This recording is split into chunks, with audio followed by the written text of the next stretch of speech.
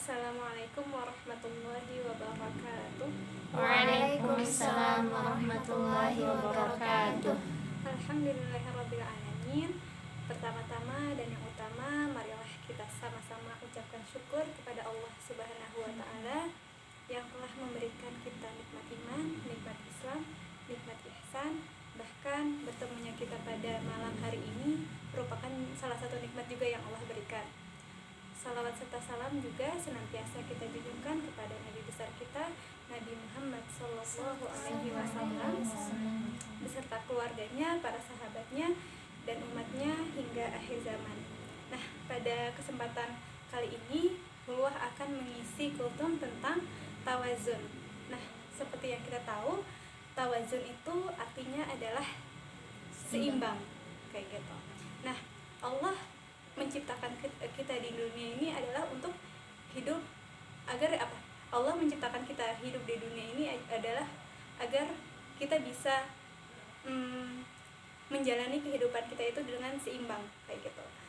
Dan Allah menciptakan langit, bumi dan beserta isinya adalah untuk menyeimbangkan, kayak gitu. Dimana Allah berfirman di surah Al-Mulk ayat 3, yang menciptakan 7 langit berlapis-lapis, tidak akan kamu lihat sesuatu yang tidak seimbang pada ciptaan Tuhan yang Maha Pengasih, maka lihatlah sekali lagi.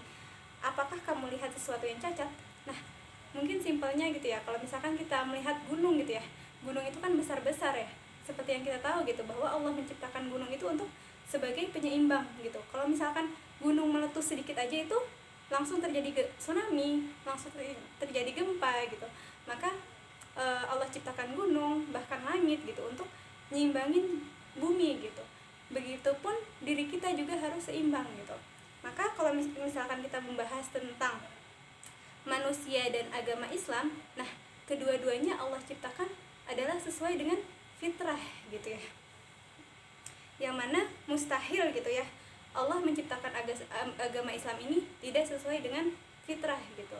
Di surah Ar-Rum Allah menjelaskan, maka hadapkanlah wajahmu dengan lurus kepada agama Islam sesuai fitrah Allah, disebabkan Dia telah menciptakan manusia menurut fitrah itu. Tidak ada perubahan pada ciptaan Allah. Itulah agama yang lurus, tetapi kebanyakan manusia tidak mengetahui. Surah Ar-Rum ayat 30. Nah, ayat ini menjelaskan kepada kita bahwa manusia, bahwa kita diciptakan itu memiliki fitrah naluri beragama gitu ya, naluri bertauhid gitu, yaitu agama Islam gitu ya. Nah, Allah menghendaki kita akan fitrah itu, yang mana seperti yang kita tahu bahwa dari sejak kita di kandungan gitu ya, kita sudah bersyahadat gitu ya. Sejak roh itu ditiupkan kepada kita gitu, kita udah bersaksi bahwa tiada Tuhan selain Allah dan Nabi Muhammad utusan Allah, kayak gitu. Namun yang membedakan ketika lahir ada yang Islam, ada yang Yahudi, ada yang Nasrani, ada yang Kristen, itu disebabkan karena orang tuanya gitu. Jadi sebenarnya fitrah seluruh manusia adalah Islam itu sendiri gitu, teman-teman. Nah, sesuai dengan fitrah Allah, maka manusia itu memiliki 3 potensi, yaitu al-jasad atau jasmani, terus al-aql, akal, dan ar-ruh, ruhani gitu ya.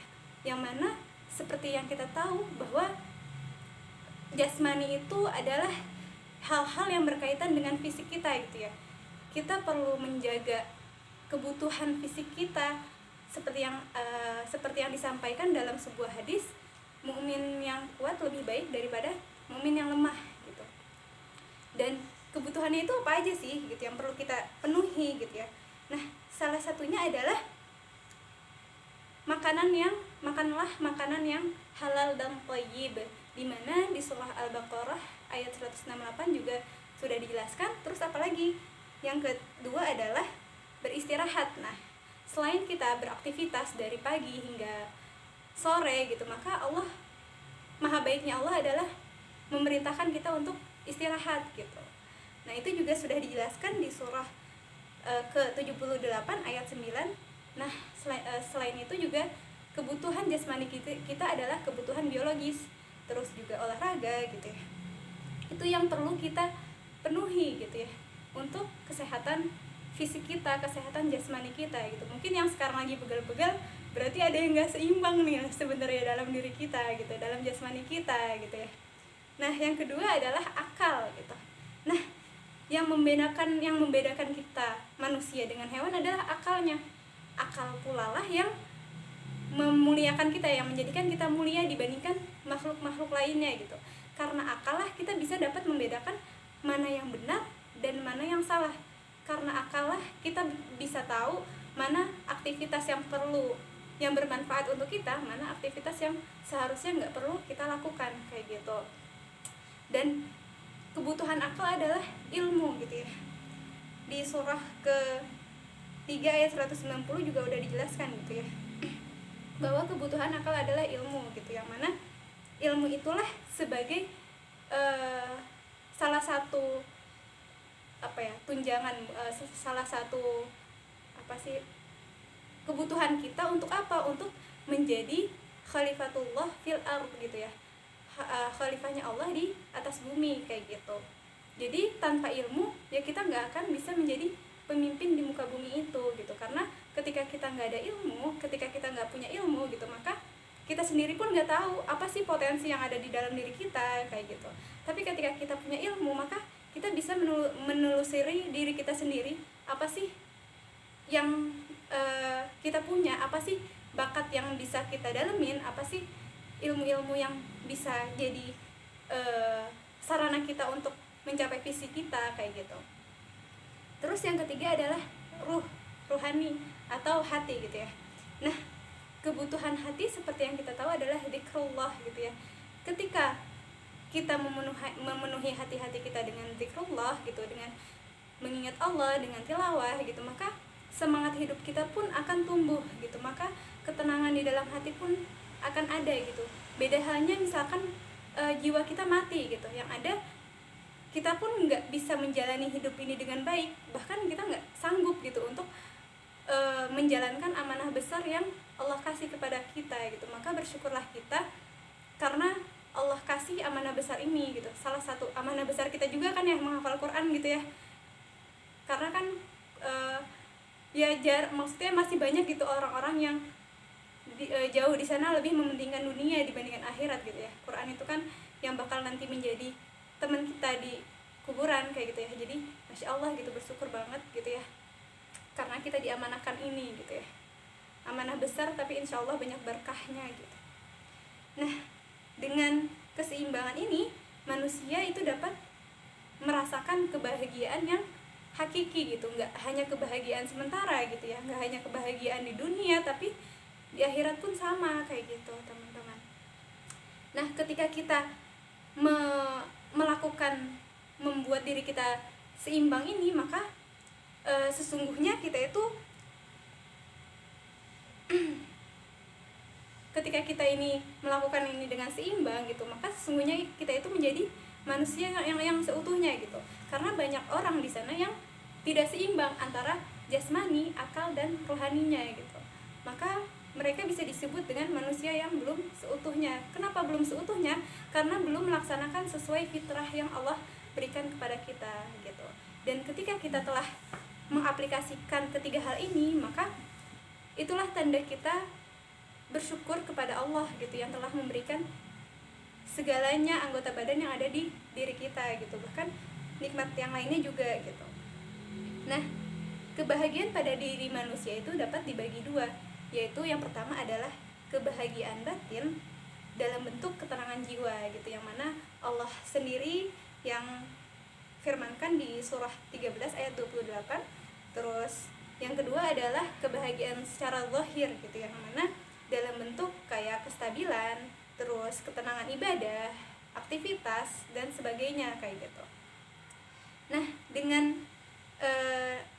di samping itu juga kita juga harus tahu contoh-contoh manusia yang tidak tawazun gitu. Nah, ini terbagi tiga. Ada manusia ateis, dia tidak mengakui Allah, jadi dia memandang semua hal yang berhubungan di bumi itu adalah karena melalui akalnya dia gitu. Kayak misalkan adanya angin, ya itu secara ilmiah aja gitu, mereka hadir karena ini gitu. Tapi di samping itu seperti yang kita tahu kan, bahwa angin itu berhembus, ada yang menggerakkan gitu. Tapi mereka hanya melihat dari secara akalnya aja, tidak melihat secara rohaninya, tidak melihat secara jasmaninya kayak gitu. Nah, terus ada manusia materialis gitu ya, yang mana dia ini mementingkan masalah materi aja gitu, atau masalah jasmani aja gitu. Dia menyehatkan tubuhnya aja tanpa hatinya disehatkan juga gitu, tanpa akalnya juga disehatkan gitu. Terus ada manusia itu panteis gitu, ini atau juga kebatinan gitu, yang mana dia hanya bertumpu pada hatinya, pada perasaannya. Jadi misalkan perasaannya itu ngomong ini, maka dia ngikutin gitu, tanpa menggunakan akal dan tanpa memanfaatkan kesehatan jasmaninya kayak gitu. Jadi bersyukurlah kita karena Allah telah berikan kita 3 potensi ini ya, yang perlu kita maksimalkan, yang mana ketika kita memaksimalkan 3 potensi ini, maka akan banyak hikmah yang bakal kita dapat, maka akan banyak buah yang bakal kita dapat kayak gitu. Ya tadi ya, kembali lagi kita akan mendapatkan kebahagiaan yang sebenar-benarnya bahagia kayak gitu. Mungkin itu aja dari Hulwah. Semoga kita di sini bisa memanfaatkan apa yang Allah berikan lagi, sama-sama saling mengingatkan, terutama untuk olahraga terus juga untuk meningkatkan iman lagi, jangan sampai jatuh, jangan sampai futur lebih dalam gitu. Misalkan lagi futur, jangan sampai lebih dalam gitu. Jadi kalau misalkan ada temennya yang lagi futur, kita sama-sama menguatkan. Kalau ada temennya yang lagi bingung harus ngapain, sama-sama kita coba arahkan kayak gitu, biar kita sama-sama menemukan gitu apa sih yang kita cari gitu. Mungkin itu aja dari gua, kurang lebihnya mohon maaf. Wassalamualaikum warahmatullahi wabarakatuh. Waalaikumsalam